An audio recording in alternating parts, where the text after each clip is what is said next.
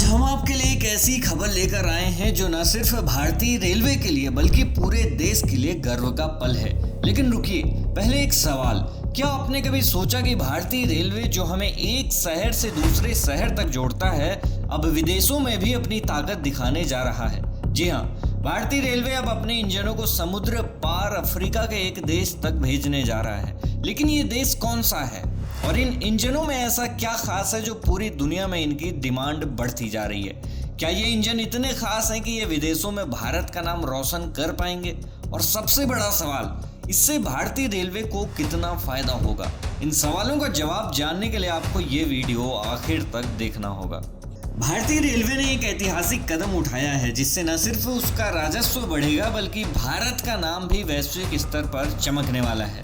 भारतीय रेलवे अब पश्चिमी अफ्रीका के तटीय देश गिनी को अपने शक्तिशाली रेल इंजनों का निर्यात शुरू करने जा रहा है। जी हाँ, ये पहली बार है जब भारतीय रेलवे अपने लोकोमोटिव इंजनों को विदेश में बेचने जाएगा।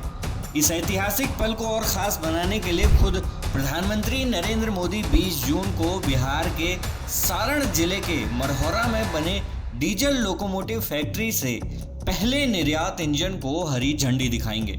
उसी दिन प्रधानमंत्री मोदी पाटलिपुत्र और गोरखपुर के बीच चलने वाली वंदे भारत ट्रेन को भी हरी झंडी दिखाएंगे। अब सवाल ये है कि ये इंजन निर्यात इतना खास क्यों है?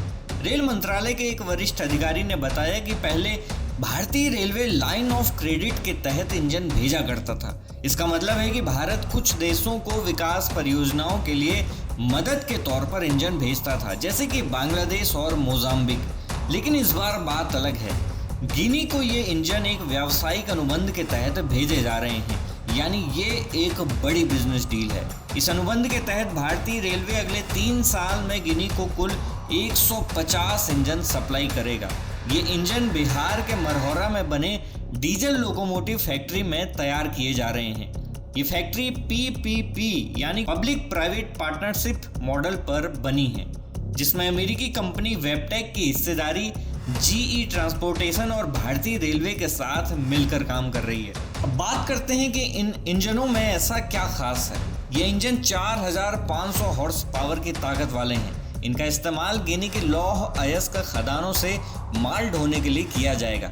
यानी ये इंजन इतने दमदार हैं कि भारी भरकम माल को आसानी से ले जा सकते हैं। इनमें कई आधुनिक सुविधाएं भी हैं, जैसे कि फॉगिंग से बचने के लिए विंडशील्ड हीटिंग, इंसुलेटेड छत, शौचालय, एयर कंडीशनिंग और सबसे खास वायरलेस कंट्रोल सिस्टम।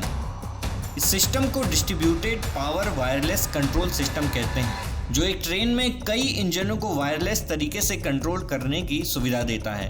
इन इंजनों की ताकत का अंदाजा इस बात से लगा सकते हैं कि 2 इंजन मिलकर 8000 टन माल के साथ 100 वैगनों को आसानी से खींच सकते हैं। इतना ही नहीं, ये इंजन 24 घंटे में 1200 किलोमीटर की दूरी तय कर सकते हैं। अब बात करते हैं कि भारतीय रेल और गिनी के बीच ये डील कितने रुपए की हुई है। इस अनुबंध का कुल मूल्य $411 मिलियन है, यानी भारतीय रुपये में करीब 3533 करोड़ रुपए। अगर इसे आसान भाषा में समझें तो एक इंजन की कीमत लगभग $2.74 मिलियन यानी कि 23 करोड़ रुपए के आसपास आती है। इस अनुबंध के तहत रेलवे वित्तीय वर्ष 2025-26 में 37 इंजन, 2026-27 में 82 इंजन और 2027-28 में 31 इंजन गिनी को सप्लाई करेगा। ये डील भारतीय रेलवे के राजस्व को बढ़ाने में बड़ी भूमिका निभाएगी।